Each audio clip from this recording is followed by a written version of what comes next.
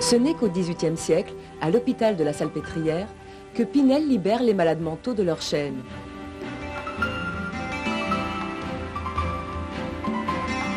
Cette attitude, radicalement différente devant la folie, prend toute une valeur symbolique et signe un moment capital dans l'histoire de l'humanité. Les malades mentaux vont progressivement pouvoir tendre vers un statut de patient à part entière.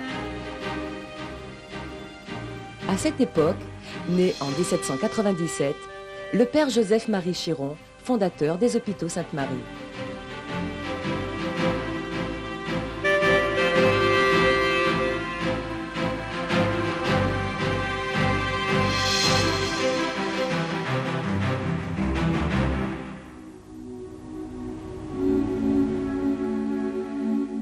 À l'âge de 26 ans, le père Chiron est ordonné curé de la paroisse de Saint-Martin-l'Inférieur en Ardèche. Sous son impulsion, en 1824, la congrégation des Sœurs de Sainte-Marie de l'Assomption est créée. Elles sont au nombre de 7, dont Adélaïde Bernard, qui deviendra mère Agnès. En 1827, nommé aumônier de la prison de Privas, le père Chiron se consacre aux détenus et aux malades mentaux. C'est avec l'aide des sœurs que les premières malades quittent la prison et sont prises en charge à la maison Flandin. Ce sont les débuts de l'hôpital Sainte-Marie de Privas, 10 ans avant la loi de 1838, qui incite à l'implantation d'établissements spécialisés pour la protection et le soin des aliénés.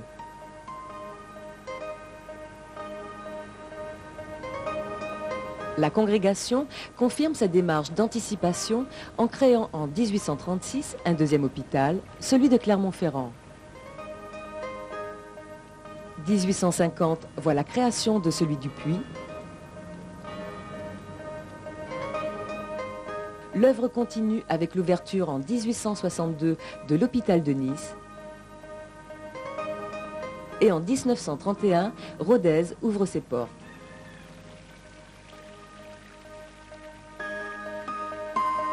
À l'occasion d'une modification législative, l'association hospitalière Sainte-Marie est créée en 1974 et reçoit la quasi-totalité du patrimoine de la congrégation.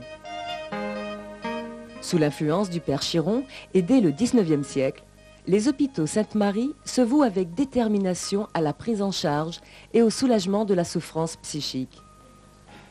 Ils anticipent les courants de pensée de la psychiatrie moderne. En psychiatrie, un des éléments du soin est d'ordre relationnel. Il faut aborder le malade avec attention, respect et humilité, rester en permanence à l'écoute avec bienveillance, avoir des compétences constamment mises à jour, s'adapter à des patients dont les pathologies peuvent être invalidantes et surtout garder confiance dans les possibilités d'évolution des malades.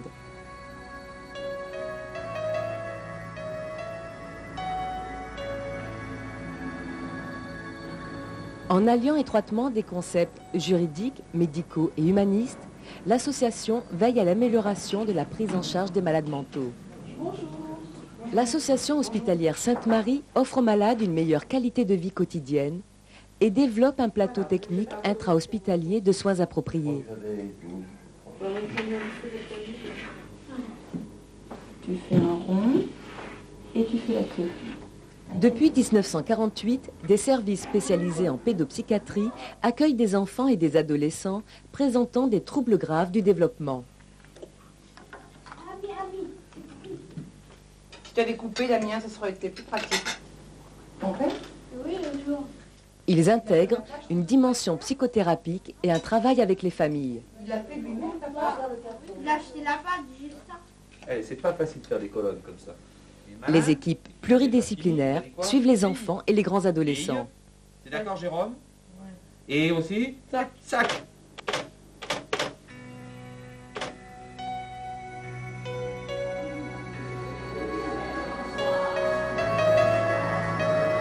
Les services de gérontopsychiatrie prennent en charge les épisodes psychiatriques propres aux sujets âgés, comme les dépressions graves ou les décompensations délirantes.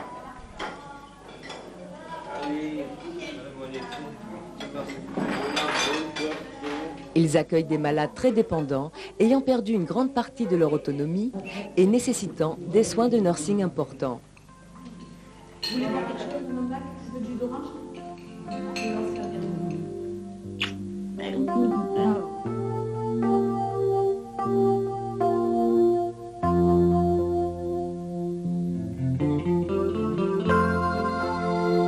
Malgré toutes les transformations des établissements spécialisés et la plus grande convivialité des lieux, l'hôpital n'offrait pas aux patients une perspective suffisante d'évolution.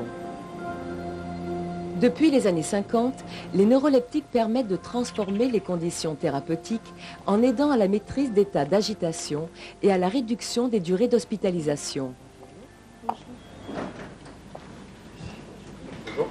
Face à ces constatations, l'association hospitalière Sainte-Marie s'est ouverte sur la société. Je vous remercie. Bonne journée.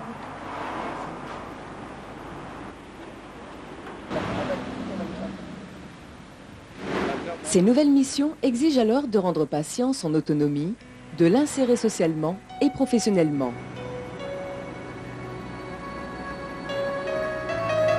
Fidèle au principe d'anticipation, elle crée le premier centre de jour à Clermont-Ferrand en 1976.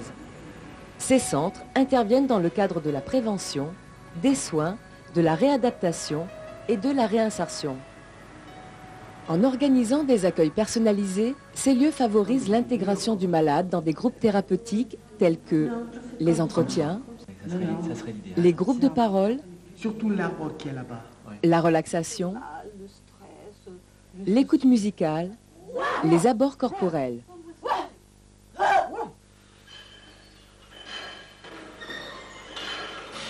Les soins kinésithérapiques se font dans des locaux spécifiques. Ils favorisent, en séance individuelle ou en groupe, selon les pathologies, un retour à l'autonomie.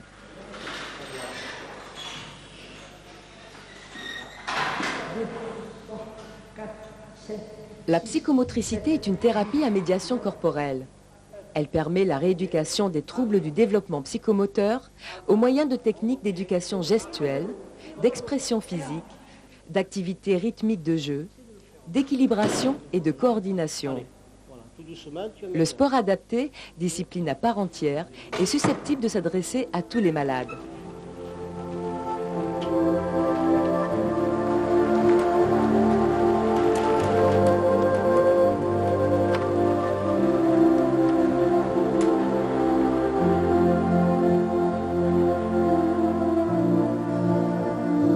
Coordination et apaisement se retrouvent dans l'expression de la créativité musicale.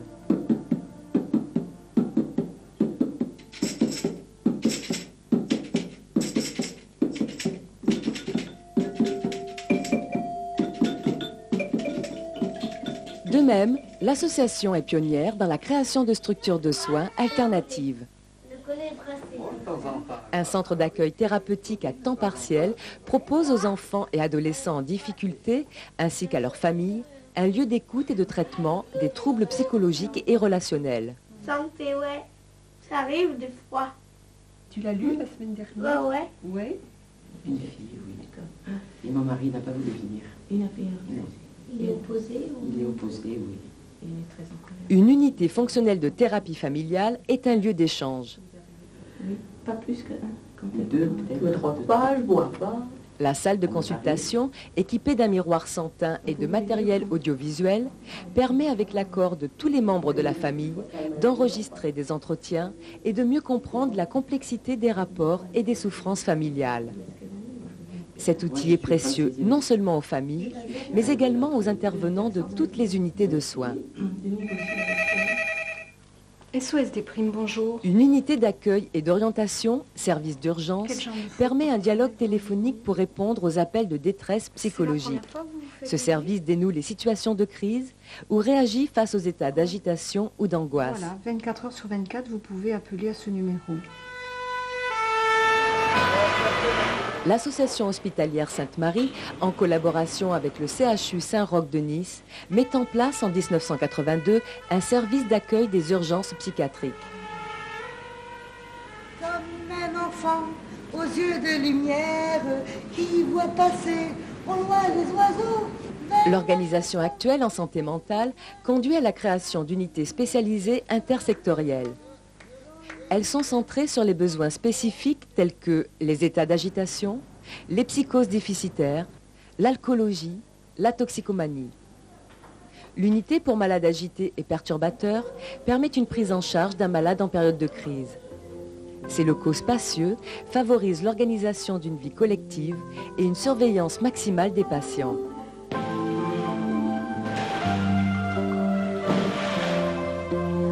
Un département pour les psychotiques adultes profondément déficitaires permet la rééducation des troubles du développement psychomoteur.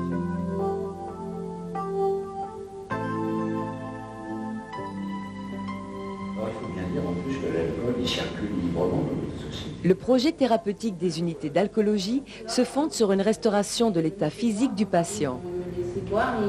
Il voulait pas que je me cache. Il doit retrouver une communication avec autrui sans honte ni culpabilité. Ni par les patients, ni par leur famille surtout. Et je crois qu'on est On en a, les sucres, les saucissons, les a. On a dit du fromage. Allez, on va acheter du fromage. Dans leur pratique quotidienne, des unités de réinsertion sociale s'efforcent de mettre tout en œuvre pour une adaptation ou un meilleur devenir des patients. Voilà, merci.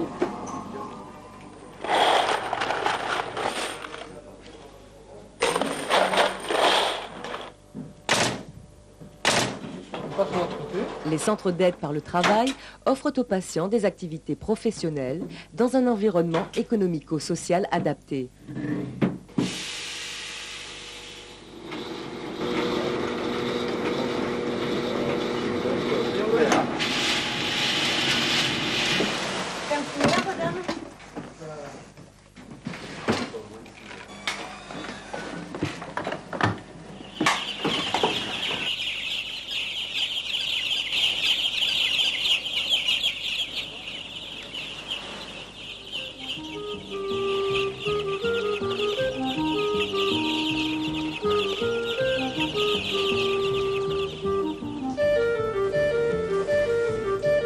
Les ateliers thérapeutiques, animés par une équipe pluridisciplinaire, proposent des travaux dans un but de réentraînement à l'exercice d'une activité professionnelle.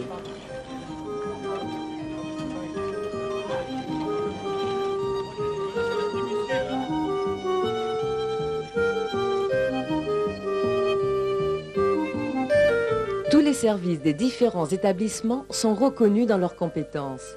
Il leur appartient d'être attentifs à l'émergence des défis nouveaux dans le monde de la santé mentale. La complémentarité entre tous les établissements rend indispensable l'échange des savoir-faire. Les instituts de formation en soins infirmiers offrent à leurs étudiants un enseignement de qualité dispensé par des professionnels et fondé sur l'alternance de cours théoriques et de stages pratiques. Au siège social à Chamalières, le conseil d'administration composé de religieuses et de laïcs se réunit et définit la politique de l'association hospitalière. La direction générale veille à l'application des orientations et décisions ainsi déterminées. Elle assure par ailleurs des prestations financières, informatiques, juridiques et centrales d'achat pour le compte des établissements. Au siège social se tiennent différentes réunions, notamment celle du conseil consultatif scientifique chargé par le conseil d'administration de mener une réflexion prospective sur l'évolution de la psychiatrie et d'en établir un rapport annuel. La démarche globale est destinée à mieux anticiper les réponses aux besoins nouveaux dans ce domaine.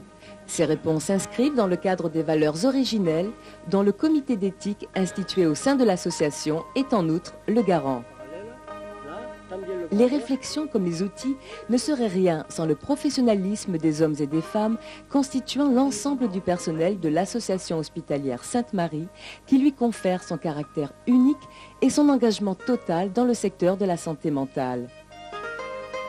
L'originalité de la démarche novatrice dans la politique des soins aux malades mentaux, héritage du Père Chiron, démontre la volonté collective des personnels à redonner sa dimension affective, culturelle et sociale aux patients.